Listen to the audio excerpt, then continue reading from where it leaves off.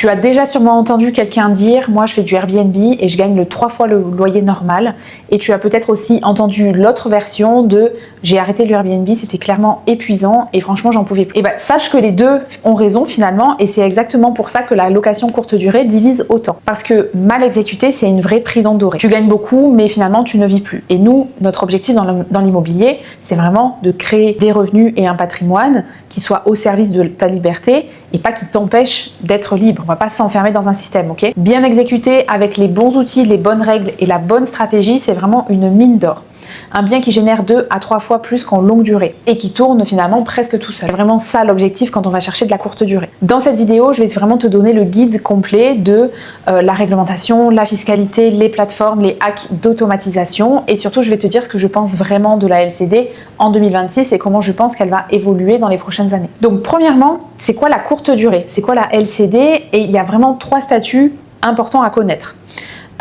Premier statut, c'est le meublé de tourisme. Premier statut, le meublé de tourisme, c'est vraiment le statut de base. Le logement est loué à la nuit ou à la semaine à une clientèle de passage. La déclaration en mairie est obligatoire et la fiscalité, tu fais partie de la catégorie des BIC, donc des meublés. Statut numéro 2, c'est le meublé de tourisme classé. Donc là, ton logement est évalué est classé de 1 à 5 étoiles par un organisme qui est agréé. L'avantage majeur, c'est que ça te donne accès à la fiscalité en micro-BIC à l'abattement à 71% au lieu de 50% en meublé de tourisme classique. Seul ce classement ouvre ce droit. Et ensuite, tu as le troisième statut, le para-hôtelier.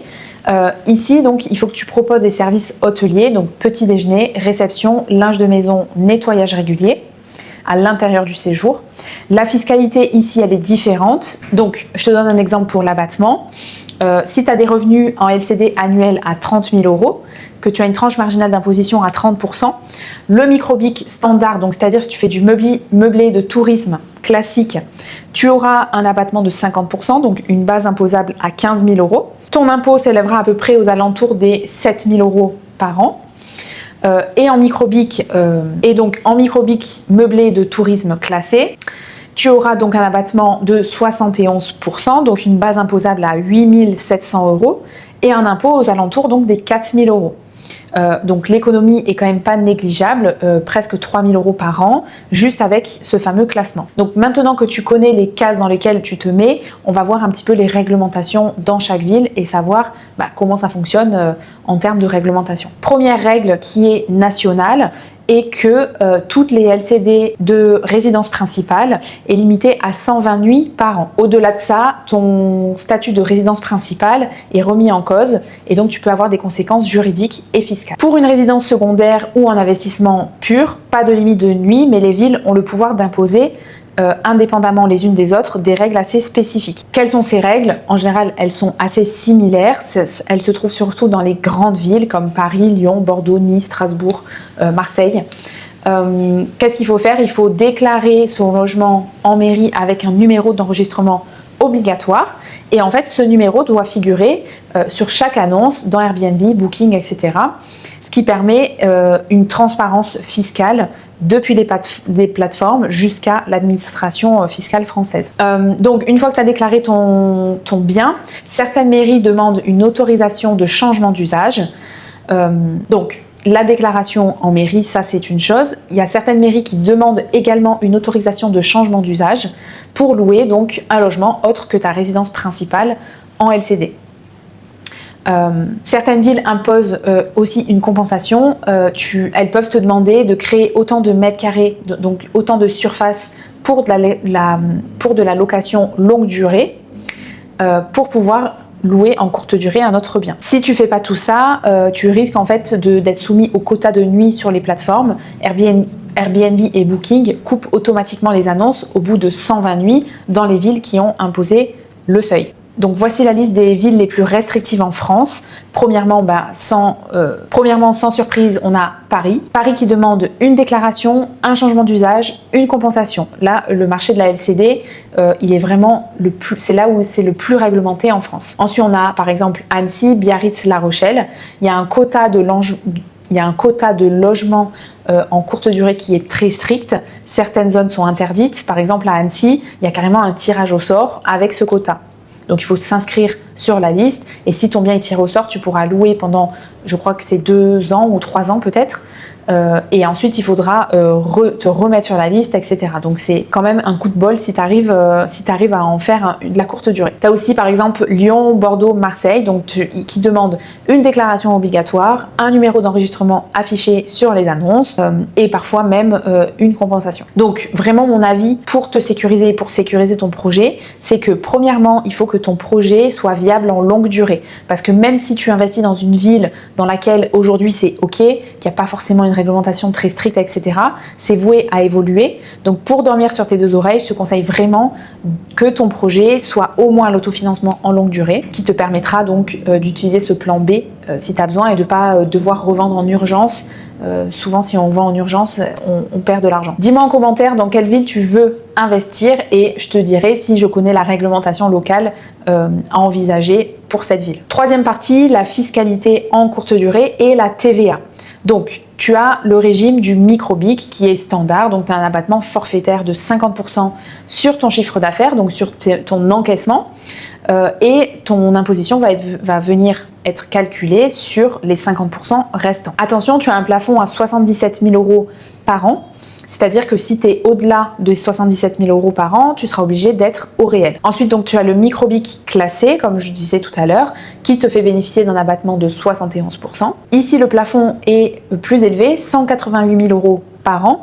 Donc, c'est assez... Et donc, si tu ne veux pas être soumis à l'abattement, donc au régime du micro, tu peux utiliser le régime du réel. Donc là, tu rentres dans le fameux LMNP ou LMP au réel. Donc ici, tu vas venir déduire vraiment tes charges réelles plus tes amortissements. Je ne rentre pas plus dans le sujet, j'ai déjà fait une vidéo là-dessus. C'est intéressant dès que tes charges dépassent l'abattement forfaitaire, ce qui arrive assez souvent quand tu fais vraiment quand tu as des travaux, quand tu as mis vraiment des biens, des matériaux de qualité, quand ton bien vaut assez cher, etc., tu vas venir créer des gros amortissements qui seront plus intéressants que le micro, parce qu'en micro, on n'arrive jamais à être en déficit, bien sûr, alors qu'au réel, oui, surtout les premières années. Donc, pour le sujet de la TVA, ça concerne surtout les para-hôteliers, mais attention, tu peux vite tomber dans cette case. Si tu proposes au moins 3 de ces 4 services, tu deviens para-hôtelier, c'est-à-dire tu fournis un petit déjeuner, tu fournis un nettoyage à l'intérieur du séjour de tes clients,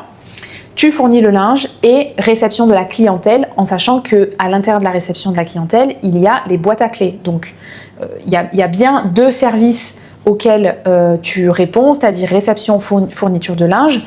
Si tu ne proposes pas de nettoyage à l'intérieur du séjour et que tu ne proposes pas de petit déjeuner, mais bon, en l'occurrence, ça devrait être le cas, tu bascules pas en para-hôtelier. Si c'est le cas, tu collectes la TVA à 10% sur tes recettes. L'avantage, c'est que tu peux aussi la récupérer du coup sur tes achats, c'est-à-dire que tu payeras tes achats en hors taxe, mais par contre, toute la TVA que tu vas encaisser, il va falloir la retourner à l'État. Maintenant qu'on a vraiment le cadre légal et fiscal, on va parler des plateformes parce que là aussi, il y a des choix à faire. Bon, tu en as 2 qui sont vraiment très connus, Airbnb et Booking. Pour moi, c'est les 2 indispensables sur lesquels il faut que tu sois, surtout quand tu démarres. Ensuite, tu as aussi Abritel ou le fait de créer son site en direct. Tu peux créer ton site en direct quand tu as déjà un bien qui tourne assez bien, que tu es assez bien référencé sur Google, mais c'est vrai que tu perds quand même de la visibilité sur Airbnb et Booking qui sont pour moi les 2 plateformes les meilleures. Sur Airbnb, tu as à peu près 3% de commission pour l'autre et environ 15% pour le voyageur. Booking, il y a plus de charges pour l'hôte et moins de charges pour le voyageur. Tu peux être multiplateforme, pour ça il va falloir que tu utilises un channel manager, il en existe plusieurs. Dis-moi en commentaire si tu as besoin que je te détaille un petit peu ça et de savoir quel channel manager tu peux utiliser. Donc ça permet d'être sur plusieurs plateformes en même temps sans avoir de double réservation. Les calendriers sont vraiment synchronisés. 5e partie, le vrai débat, parce que la LCD, oui, il y a des avantages massifs, mais il y a aussi des inconvénients, donc on va faire un petit peu le bilan de tout ça. Premier avantage, c'est le cash flow, forcément, c'est la stratégie qui génère le plus de revenus par mètre carré, à condition que tu répondes à un besoin et que tu aies fait une bonne étude de marché. Un studio qui te rapporte 700 € en location nue peut te rapporter 1500 à 2000 € en LCD dans une ville touristique ou une ville d'affaires. Je peux te donner les chiffres d'une cliente que j'ai suivie qui a acheté un studio proche de Paris et qui tournait déjà en Airbnb, elle a des chiffres assez impressionnants. Elle a un coût total à 125 000 €. Elle a fait un prêt sur 25 ans, donc elle a à peu près 630 € de mensualité par mois, à peu près 200 € d'autres charges. Et elle a des revenus Airbnb de 2500 € par mois. Et ce bien tourne depuis plusieurs années en courte durée, donc il y a de l'antécédent. Bien sûr, en louant 2500 € par mois sur Airbnb, elle aura plus de charges que les 200 € estimés. Ça, c'est vraiment juste la taxe foncière et l'assurance. Mais du coup, ça permet d'avoir quand même un sacré cash flow. Elle sera aux alentours des 1100 € de cash flow et un capital remboursé à la banque d'environ 6 000 € par an. Donc 6 000 tous les ans, elle rembourse 6 000 € de capital, plus tout le cash flow encaissé. Donc franchement, l'opération est très très belle. Elle a 22% de rendement net. Et ce qui est bien avec cette opération, c'est que si la réglementation venait à changer, on sait qu'on pourrait louer en longue durée et que le bien s'autofinance au moins. Donc ça, c'est vraiment un gage de sécurité quand on a une vision quand même moyen-long terme. Et c'est ce que je te conseille avec l'immobilier, bien sûr. Donc, deuxième avantage, ça va être vraiment la flexibilité. Tu bloques les dates quand tu veux. Si tu as besoin de partir en vacances, si tu as besoin d'un usage perso, etc., le bien, il reste le tien. Donc, tu peux en disposer librement si tu en as besoin. Ça, pour moi, c'est un vrai avantage. Tu gardes aussi un œil sur le bien au fur et à mesure des entrées-sorties, et même si le bien a tendance à s'abîmer un peu plus vite, tu gardes quand même la main sur l'entretien. Donc troisième avantage, voilà, ça revient à ce que je viens de dire, la valorisation par l'entretien. Le turnover fréquent le turnover fréquent force à un entretien régulier de ton bien.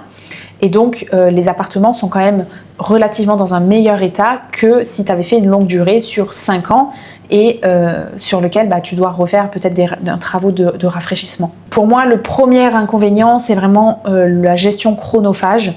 Sans automatisation, c'est vraiment un deuxième travail. Il faut répondre aux messages, faire les check-in, gestion des incidents. Voilà, ça peut rapidement te coûter 20-30 heures par mois sans système. Alors bien sûr que tu peux tout automatiser, mais au départ, tu ne peux pas automatiser dès le départ. Il faut forcément passer par cette case-là qui est assez chronophage et pourquoi pas, au fur et à mesure, optimiser ton bien et l'automatiser. C'est tout à fait possible. Inconvénient numéro 2, qui n'en est peut-être pas forcément un, c'est la saisonnalité.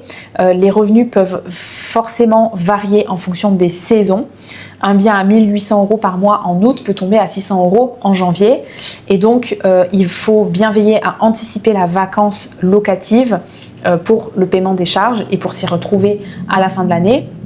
Bien que, pour moi, maintenant, la vision de la courte durée, c'est vraiment de faire des choses. Si tu fais des biens, de la LCD à thème, tu seras moins sujet à cette saisonnalité. Troisième inconvénient, ça peut être l'usure et les dégradations. Donc, plus de passages, plus d'usure.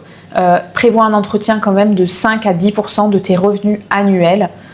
Je pense que c'est une bonne marge de sécurité pour remettre à jour à chaque fois ton logement. Et quatrième inconvénient, qui est pour moi le plus lourd, c'est vraiment l'instabilité au niveau de la réglementation. On voit bien que les lois changent très vite. Ce qui était légal hier peut être restreint demain.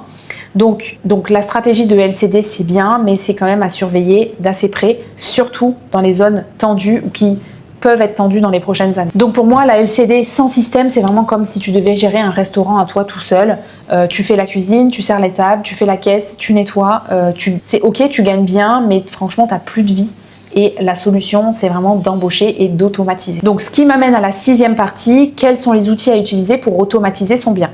Donc premièrement, ça va être de mettre en place une messagerie automatique. Donc premièrement, ça va être vraiment de mettre en place une messagerie automatique, donc pour ne pas répondre justement manuellement à chaque voyageur qui prendrait peut-être 1 heure par jour. Tu as un outil qui s'appelle Smart BNB qui permet d'automatiser 80% des messages de confirmation, instruction d'arrivée, rappel, remerciements, etc. Tu as un gain de temps qui est quand même assez considérable là-dessus. Deuxième chose, donc c'est vraiment le check-in automatique. Ça, c'est vraiment le truc de base, boîte à code, où tu mets les clés à l'intérieur, ou bien serrure connectée.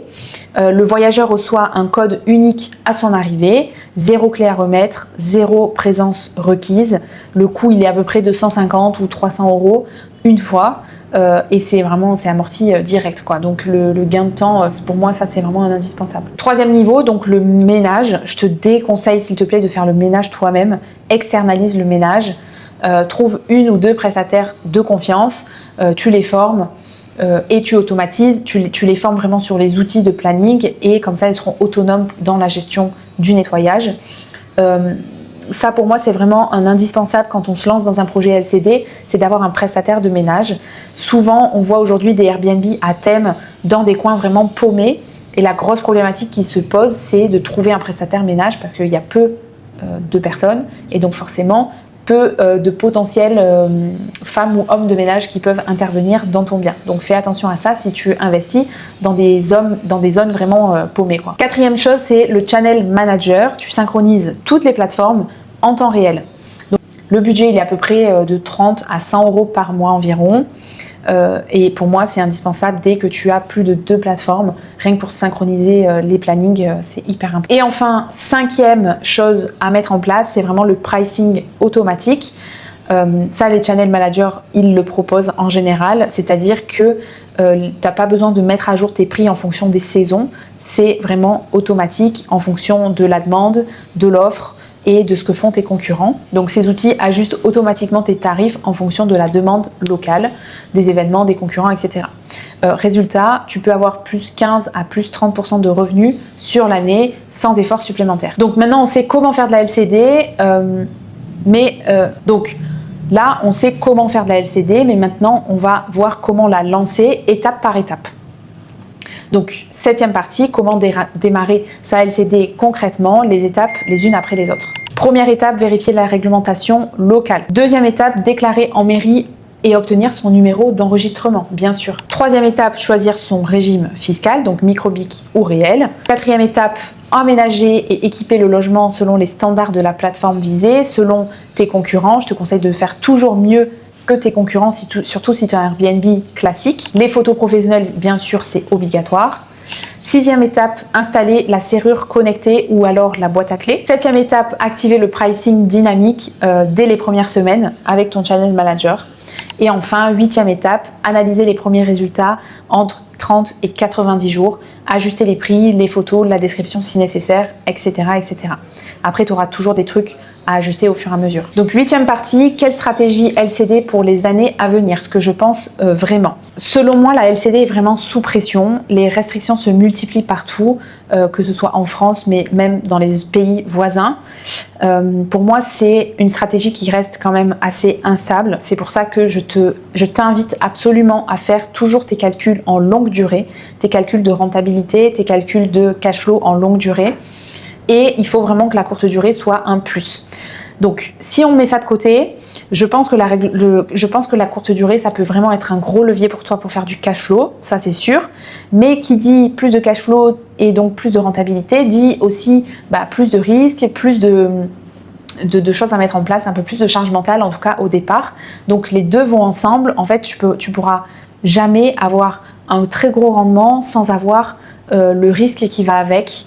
Donc la question c'est, est-ce que toi tu es prêt à encaisser ce risque? Il y a certains marchés de LCD qui résistent encore et donc il y a encore certains marchés dans les villes qui résistent à la LCD comme Lille, Nantes, Lyon et Toulouse. Donc tu as des villes universitaires comme Lille, Nantes, Toulouse sur lesquelles la réglementation est quand même assez souple et il y a quand même de la demande toute l'année, il n'y a pas trop de saisonnalité et les loyers sont assez stables. Tu as aussi la demande des voyageurs pro, donc ceux qui sont en déplacement pour des longues durées, des hôtes réguliers, etc. Là, la LCD reste quand même très rentable et moins fragile que si tu mises tout sur le tourisme. Donc voilà, je voulais te parler de la courte durée, ça peut être vraiment une stratégie ultra puissante pour ton patrimoine immobilier, mais je te recommande de faire attention, de bien te renseigner sur la réglementation de la ville dans laquelle tu veux investir. Donc dis-moi si tu es plutôt team courte durée ou longue durée, et sinon je te dis à très vite dans une prochaine vidéo.